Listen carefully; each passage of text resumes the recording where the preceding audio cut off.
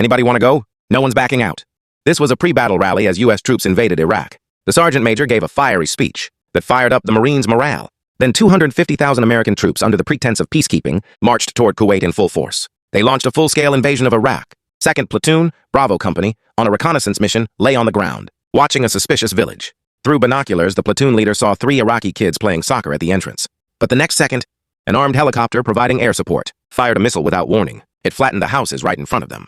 Watching innocent lives disappear before his eyes, platoon leader Fick was racked with guilt.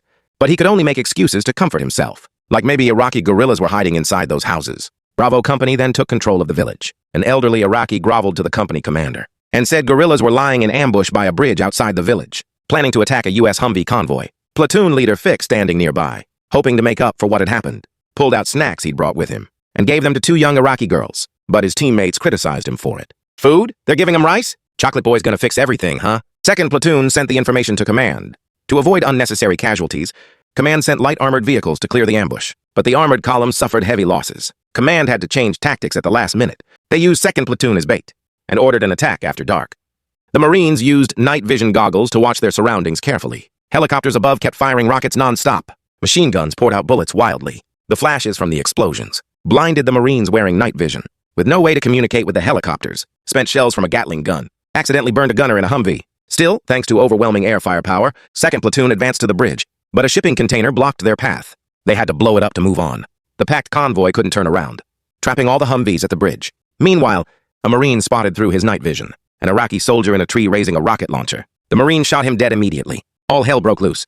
Thanks to their superior equipment, the Americans fought at night with night vision, as if it were daytime, picking off Iraqi soldiers with precision.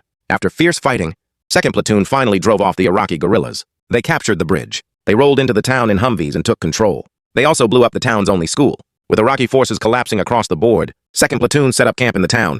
To prevent guerrilla attacks, troops set up a roadblock at the town entrance. But a smoke grenade used to disperse civilians bounced back and killed an innocent old man. The U.S. claimed to fight for justice, yet committed unspeakable atrocities. Not long after, the 42-day war came to an end. Many U.S. troops who never fired a single shot fired their rifles wildly into the air to release their pent-up frustration. In this war, only 292 American troops were killed, but 25,000 Iraqis lost their lives. Another 80,000 were captured, and over 70,000 soldiers and civilians were wounded. Direct economic losses exceeded $2 trillion.